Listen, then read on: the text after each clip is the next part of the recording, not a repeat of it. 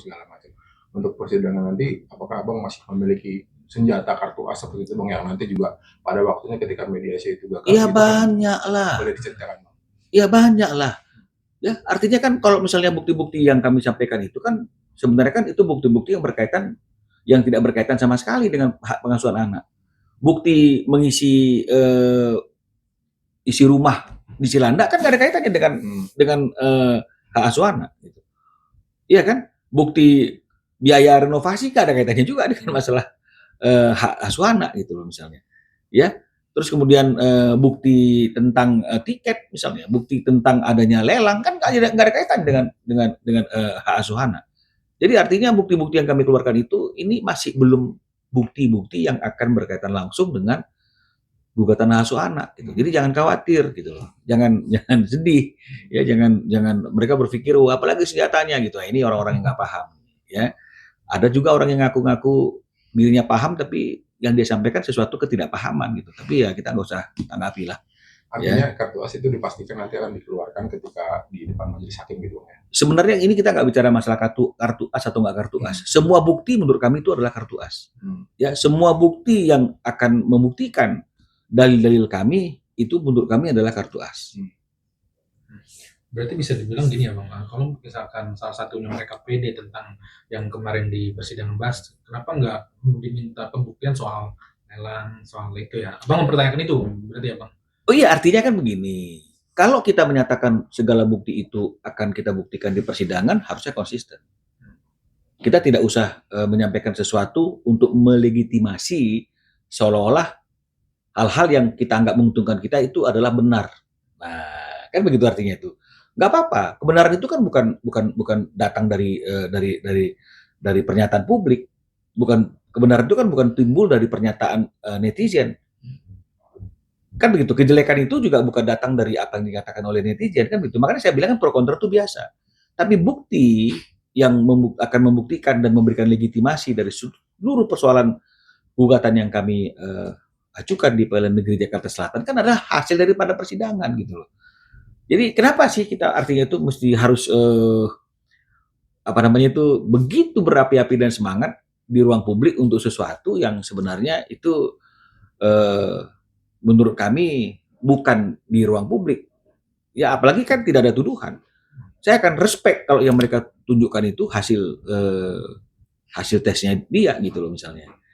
Tapi kalau misalnya dia masih bicara tentang hal orang lain kan nggak ada bedanya.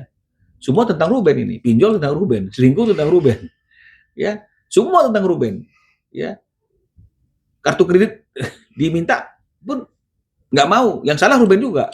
Kenapa suami minta-minta? Nah, kalau udah mantan, kenapa mantan minta-minta? Nah, uang asuh anak 200 juta lebih kurang gitu, karena bisa juga 263 juta. Mana dong perinciannya? Itu hal yang normal, tapi menurut orang nggak normal. Laki-laki macam apa seperti itu? Nah, seolah-olah yang ngomong ini memiliki kehidupan yang lebih baik, memiliki kemampuan yang lebih bagus dan menjadi orang yang nggak pedulian gitu loh. Kalau misalnya uangnya dipakai ratusan juta, dia tenang-tenang saja. Enggak lah. Ya ini jerih payah gitu. Jadi makanya ada pertanyaan misalnya mampu nggak Ruben untuk terus menghidupi anaknya gitu kan ya, gara-gara beberapa bulan ini Ruben tidak membayarkan karena nggak ada perhitungan yang jelas kan begitu ya. Pertanyaan jangan mampu nggak Ruben, karena selama ini mampu nggak sih dia gitu loh. Kan sudah ada buktinya bahwa dia mampu gitu ya, bertahun-tahun bahkan dari mulai perkawinan nggak ada yang nggak diutamakan untuk anak-anak. Jadi pertanyaannya harusnya adalah mampu nggak dia membuktikan setiap pengeluarannya yang katanya untuk anak. Hati-hati loh, karena dia mengatakan untuk anak, untuk anak. Jadi semuanya itu pengeluaran itu harus memang demi kepentingan anak. Ya. Bang, soal bukti bang, saya nggak nanya spesifik buktinya apa karena nggak boleh. Lebih ke berupa apa gitu. Mungkin abang masih menyimpan bukti video lain, bukti rekaman atau seperti apa yang nantinya bisa memperkuat gugatan itu. Semua bukti lah, ya kan seperti apa yang disyaratkan dalam hukum acara kan begitu ya. Bukti itu kan ada 5 kan begitu ya. Alat bukti itu ada 5 kan begitu. Jadi semuanya, jadi bukti tertulis, ya kan bukti rekaman misalnya kayak gitu, ya kan mungkin bukti saksi, mungkin bukti macam-macam. Jadi artinya ya sesuai dengan apa yang diizinkan dan diharuskan oleh hukum acara dalam hal-hal yang berkaitan dengan pembuktian ya kita akan buktikannya dari sisi itu semua. Artinya saksi juga udah dipersiapkan ditunjuk ketika nanti sudah masuk ke sidang pembuktian, sudah mengetahui siapa yang Artinya kita sudah punya mapping, ya. Artinya kita sudah punya planning, kita akan kemana pembuktiannya, ya untuk membuktikan dalil-dalil kita, dan kita juga kan akan melihat jawaban mereka. Karena kan pembuktian itu kan bukan hanya sekedar membuktikan apa yang menjadi isi dalil kita, karena siapa yang mendalilkan dia akan membuktikan, tapi kan juga ini berkaitan dengan masalah apa yang akan mereka bahas dalam jawaban mereka. Berarti kan kita juga harus memikirkan apa bukti yang mengcounter jawaban-jawaban mereka yang mungkin itu berupa serangan kepada pihaknya Ruben sebagai penggugat. Jadi makanya ini kan bicara mengenai masalah planning ya jangka panjang ya dalam proses persidangan ini. Jadi kalau misalnya ada orang yang mengatakan peluangnya tebal dan tipis gitu kayak buku, nah ini terlalu prematur, ya, terlalu prematur. Apalagi yang ngomong itu bukan hakim yang memeriksa perkara ini. Hakim aja nggak berani ngomong di depan peluangnya tebal dan tipis. Tapi ada orang yang nggak berkompeten berani mengatakan peluangnya tebal dan tipis. Saya nggak ngerti juga gitu loh. Nggak melihat bukti-bukti, ya nggak tahu juga apa bukti dari penggugat, tapi sudah berani menyimpulkan tebal dan tipis. Nah, jadi ya nggak apa-apa. Kita anggap aja itu adalah kebebasan orang untuk berbicara, tapi tetap sikap kita kan seperti yang saya katakan kan begitu ya. Silakan orang menyuarakan apapun, tapi kita tetap berjalan maju kan gitu ya. Tapi Bang, perihal Ruben sampai di Instagramnya tuh sampai memberikan klarifikasi ya terkait kalau dirinya ini tidak hadir. Itu mungkin Ruben agar tidak digiring opini yang enggak ya. Iya, karena kan banyak kan, yang seperti saya katakan tadi itu, orang menganggap bahwa ini adalah titik lemah gitu untuk menutupi bukan keburukan ya, menutupi kelemahan-kelemahan yang ada gitu tentang isu-isu selingkuh ini segala macam. Jadi memang mereka sedikit ruang geraknya gitu. Kalau nggak 3 huruf pasti ya mencari-cari kesalahan karena mereka mengatakan gitu, wah ini kondisinya misalnya kan gerah, kepanasan, ini semua segala macam. Loh itu risiko dalam setiap persidangan. Oh ternyata pihak lawan nggak hadir. Lah, kenapa kita berkomentar kalau kita nggak tahu apa situasinya? Situasinya inilah yang ingin dijelaskan oleh Ruben.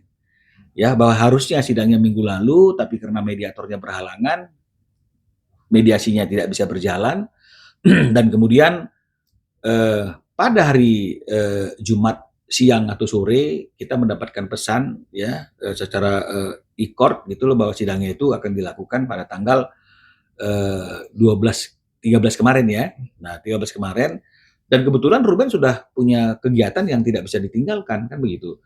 Dan suatu hal yang lazim dalam dunia beracara ya. Kalau memang kita memang sering beracara, kalau nggak pernah beracara ya nggak tahu lagi saya ya.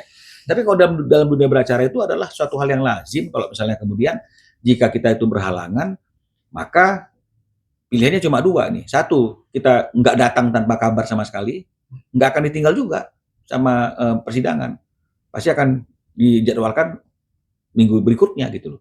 Berarti ini yang boleh dikatakan nggak ada nggak etika lah kan gitu kan harusnya kan kalau nggak datang ya ngabarin kan gitu. Nah yang kedua yang tadi ini, yang kedua itu adalah begitu tahu bahwa kita itu berhalangan ya dan kita tahu berhalangannya itu beberapa hari sebelum persidangan. Kecuali kalau mendadak nggak berhalangannya ya mau bilang apa ya nggak sempat bikin kabar ya, bukan nggak beretika juga berarti nggak sempat mengabari kan begitu ya, dibenarkan juga. Nah yang kedua adalah kita itu tahu bahwa Ruben ternyata udah kirim jadwal dia nggak bisa, maka kita bertulis surat. Kan ini in officio ya. Artinya kan secara formalitasnya kan juga ini terjaga ya. Kita bertulis surat ke Pengadilan Negeri Jakarta Selatan, ceki ke mediatornya, kita koordinasi dengan panitranya bahwa ternyata di hari yang dijadwalkan untuk mediasi itu klien kami berhalangan. Ya, buat apa kita hadir hanya untuk menunda sementara mediasi itu tidak bisa berjalan karena prinsipalnya tidak hadir kan begitu. Makanya kami bertulis surat minta ditunda dan dijadwalkan minggu berikutnya kan begitu minggu depan ini. Ya. Dan kami secara etika profesi sesama rekan kami juga menginformasikan ya menginformasikan ke kuasa hukum S atas berhalangnya prinsipal kami ini dan kami juga sudah sampaikan kami sudah bertulis surat agar mereka juga tahu jangan sia-sia datang ke pengadilan kan begitu dan pasti bukan karena kesalahannya dia bahwa sidang itu ditunda tapi karena kami tidak bisa suratnya ada kan begitu artinya. Nah, tapi kalau misalnya kemudian pilihannya dia ingin tetap hadir, ya kan nggak bisa kita larang juga gitu loh. Ya, nggak bisa juga kita larang. Cuma janganlah kita artinya itu menyampaikan seolah-olah kita nggak tahu ada ketidakhadiran daripada penggugat. Janganlah kita katakan kita nggak tahu bahwa sudah diberikan kabar gitu loh. Ya, jadi masa sih kita harus ngabarin kalau misalnya di dalam kuasa mereka itu ada 6 orang, masa sih kita harus telepon satu-satu, ya kan? Jadi artinya cukup satu di antara sekian banyak kuasa itu dikabari, sebenarnya itu sudah memenuhi persyaratan. Kami misalnya dalam kuasa kami ada 12 orang gitu misalnya. Apakah perlu dikabarinya ke 12-12-nya, oh, besok berhalangan. Terus kalau dikabari hanya ke satu pihak, pihak yang dikabari itu tidak datang, yang datang saya. Terus saya ngomong, saya nggak tahu, saya nggak dikabari, saya nggak bohong. Memang saya nggak dikabari langsung sama orang yang bersangkutan. Tapi rekan saya kan dikabari. Kalau misalnya kemudian rekan saya yang menerima kabar itu tidak menyampaikan ke saya, salahnya siapa? Salahnya siapa? Orang yang memberikan kabar atau orang yang tidak menyampaikan informasi itu ke rekan yang lain? Nah, jadi janganlah kita artinya itu main hal-hal yang seperti ini hanya untuk menarik simpati ya. Jadi artinya ya ayolah kita fokus saja ke dalam proses persidangan itu.